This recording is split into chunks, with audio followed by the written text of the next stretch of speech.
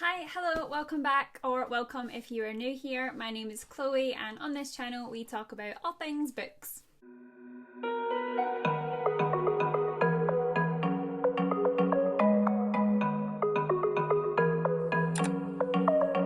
So, as you probably guessed from the title of this video, today I'm going to be reviewing Mistborn, The Final Empire by Brandon Sanderson.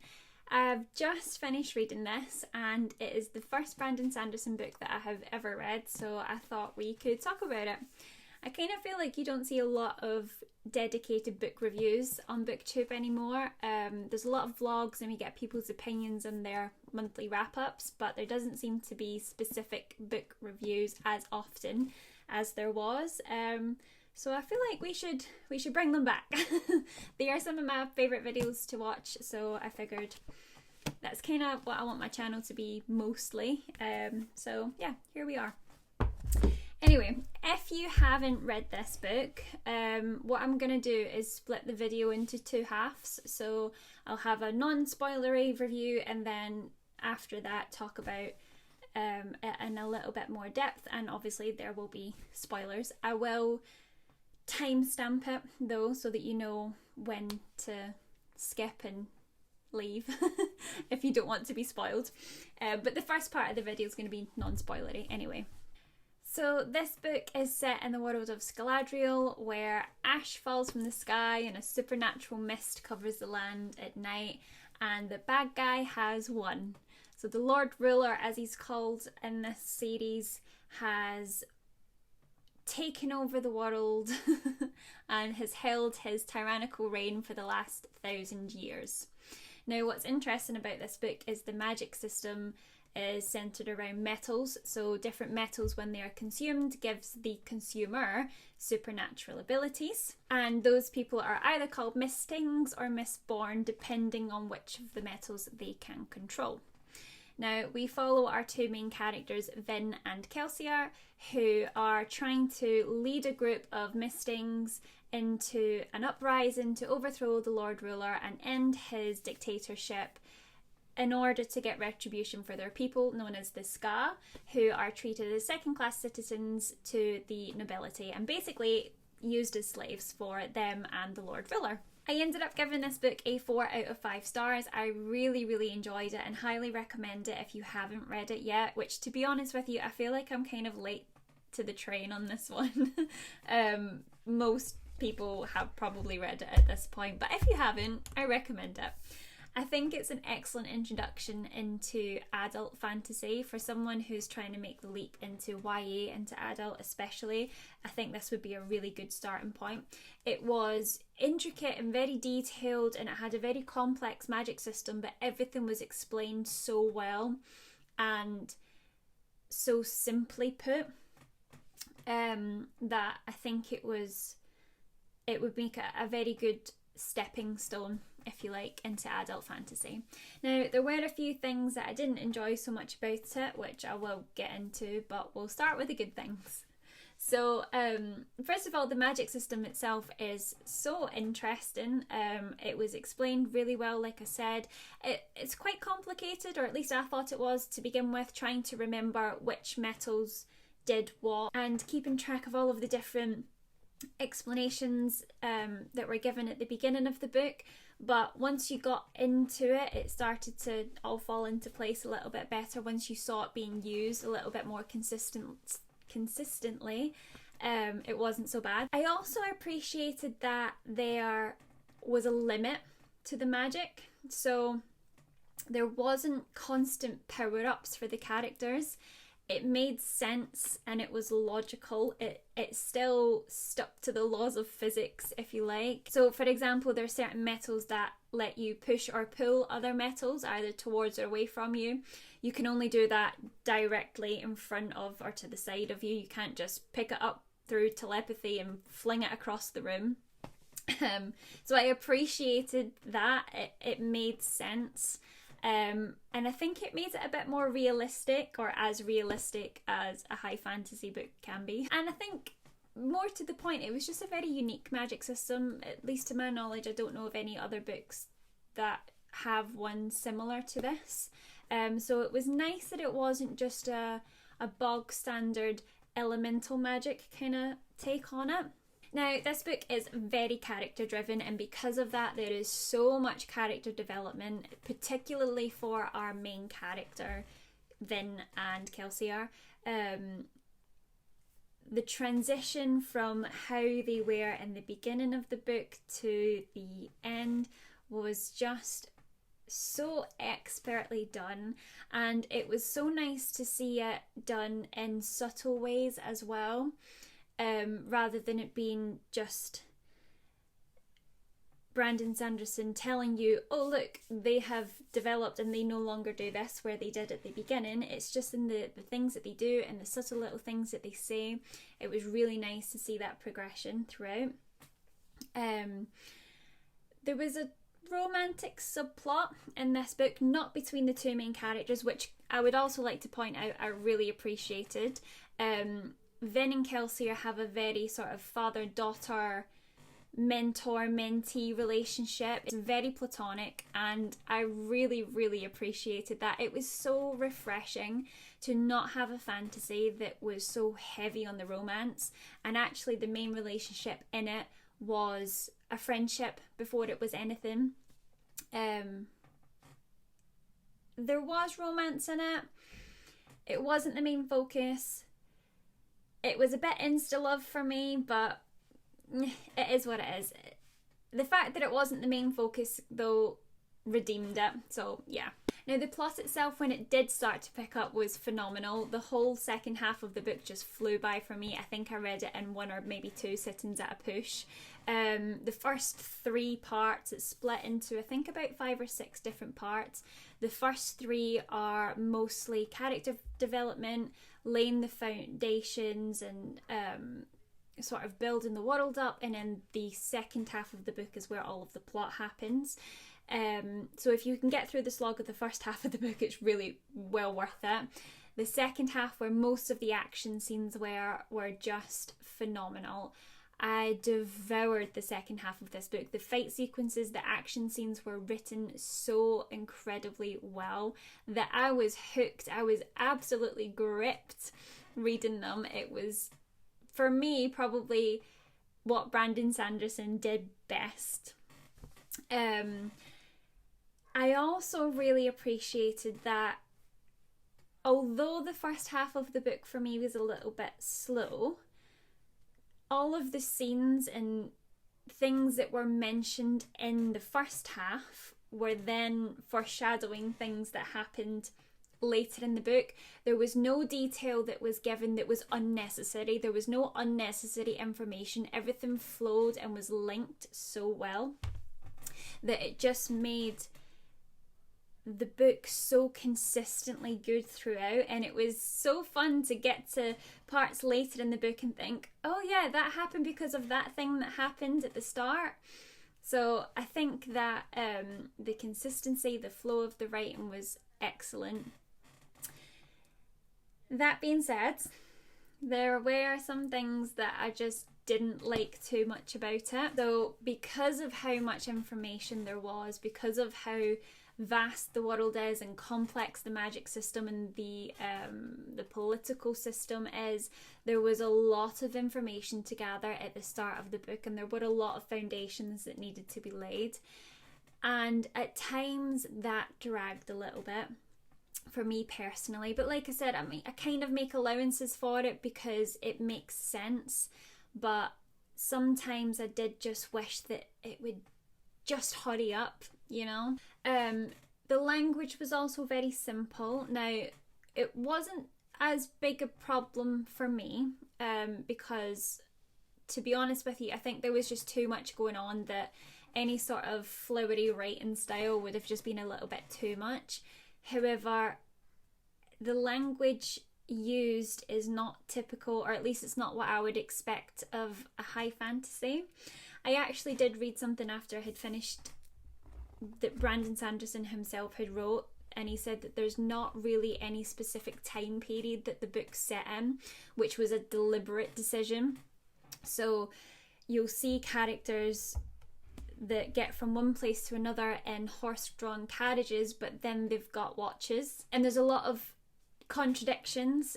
So some aspects of it are very old and classic, whereas others are a little bit more modern. And so because of that, the language felt very modern. There was no these or thous, or, you know, it was strange. And like I said, there was no sort of flowery writing. The writing itself was very simplistic, which again is not a huge problem, but if you are looking for that sort of thing, just beware that it is written almost in layman's terms. So yeah, the language itself is very simplistic. If you're expecting storytelling with a flourish, that's just not what it is. Everything is written very plainly, which I'm not sure if that was a conscious decision or not, but is what it is. I do also wish that some of these side characters had been fleshed out a little bit more. There was such a huge focus on Vin and Kelsier that I kind of felt like the side characters that were supposed to be important to the plot were very one-dimensional. And I mean, this book is almost 700 pages as it is, so I appreciate that there's probably not any more room to add extra characters' backgrounds in. But I wish that the little bits of interaction that we did get just flushed them out a little bit more. I suspect that will probably happen in later books, but I also kind of felt like I didn't really care if anything happened to them because there was no emotional connection. They were just never fully formed. That all being said, I did still thoroughly enjoy it. I think it was an excellent first instalment into what I'm hoping is going to be a very exciting, action-packed trilogy. I know that there's other books, but I'll probably read the initial trilogy quite quickly and then have a break because these books are huge. Like, this one's almost 700 pages, the next two are over 700 pages. There's a lot to get through, but yeah, I'm looking forward to the next installment, and from the reviews of it that I have read, it looks like it's even better than this one, so I can't wait to get to it. Okay, that is the end of the non-spoilery part of this video, so if you have not read this book and you plan on doing so and don't want to be spoiled, leave now. This is your pre-warning. Don't say that I didn't tell you, because I'm giving you ample time to leave. Go watch someone more interesting and go make yourself a snack. Just do not carry on. I'll wait until you've gone. Okay. Are we all ready? Excellent. Okay, so I feel like we have to just address the elephant in the room. Kelsier's death. What?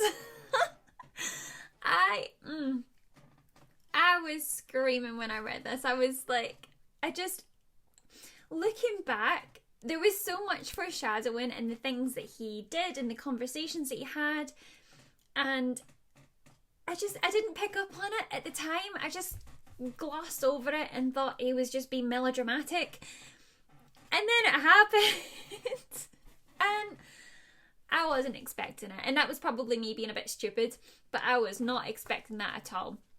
And it was just so brutal the way that it happened. Like, he'd had this amazing fight sequence with an Inquisitor and he just got absolutely pummeled, but then right at the end he sort of got one over on him and he finally killed the Inquisitor. And given everything that had happened with them up until this point in the book, you were just like, yes, finally.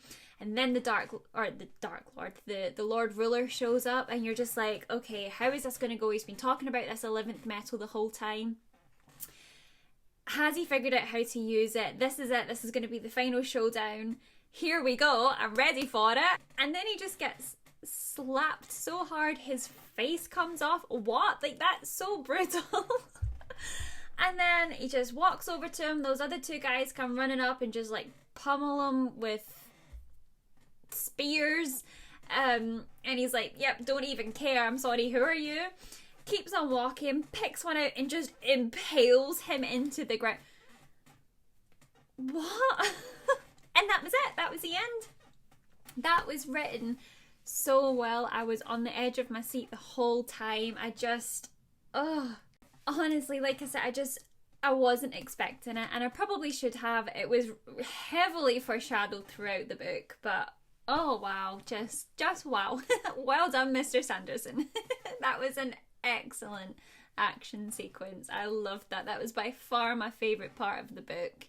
I'm actually really glad that a main character died, because I hate it when you read a fantasy book and they're doing all of these dangerous things and all of the characters come out unscathed. Not a single one of them die. As much as I don't want them to die, it would make sense for them to, and it makes it more exciting that it has. I would much rather a book rip out my heart and soul than me finish it thinking, is that it? You know? Yes, mwah, chef kiss. A couple things that I didn't like then. I thought that the chapters with Vin going to the balls was a little bit repetitive. I kind of, when those chapters started, sighed a little bit internally. They were just not very interesting to me, and I kind of feel like for someone who grew up how she did, you know, like on the streets and with the different crews of the underground, for someone that was so streetwise, I guess, if you like, as soon as someone handed her a pretty dress, she was like, yes, absolutely. Like, there was a scene a little bit later, and so to begin with, she was very apprehensive about the balls, obviously, and then there was a scene a little bit later on after she had been to like 2 of them, where she was worrying about what was going to happen when she couldn't go to balls anymore, and I just thought, I mean, for someone who a few months ago wasn't even sure where their last meal was going to come from and is trying to overthrow an entire empire, your priorities are getting very mixed up here. But, yeah, whatever. There also wasn't any of them that I would have cut, though, because something interesting or important to the plot happened in every single one of them. Maybe some of them could have been combined, but yeah, they just got a little bit repetitive for me. Also, can we just take a minute to talk about the Vin-Elend relationship situation? They met 3 times, and he was just giving her his handkerchief. Like, I'm sorry, 3 times, and you're just giving away a hanky. Come on. Like, it was incredibly insta-love. Just, again, it didn't feel realistic. She was so wary of other people. She was so reserved around them, so mistrusting because of her upbringing or the way that she'd had to fend for herself and the abandonment issues that she had. And I understand that at that point in the plot, she was starting to open up. She was starting to let people in. The crew that she had gathered around herself with Kelsier and the other guys there was starting to make her warm up to people.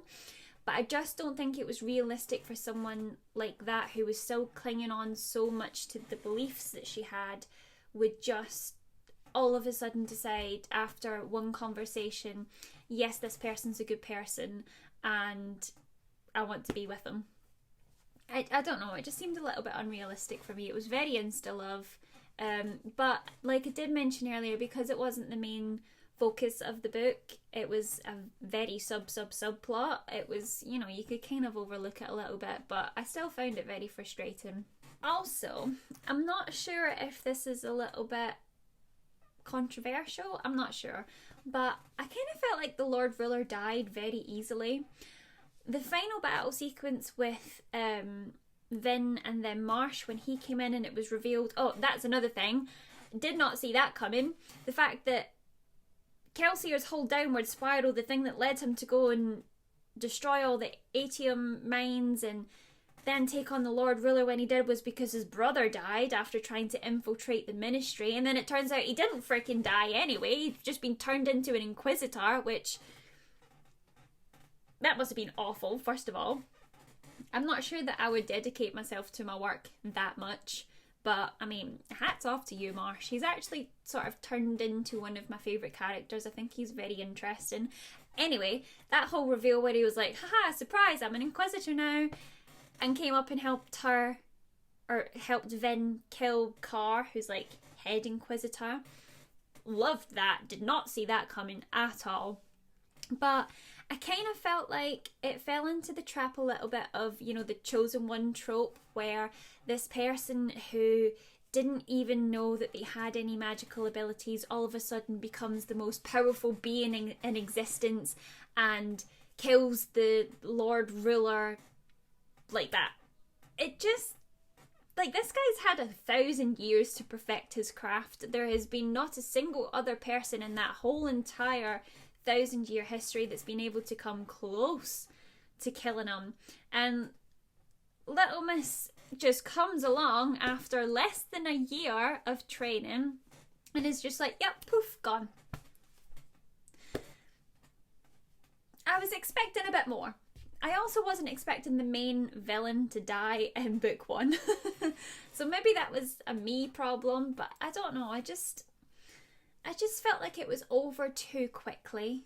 You know, we didn't really get to see any of this immense power that the Dark Lord, I keep calling him Dark Lord, but Lord Ruler had.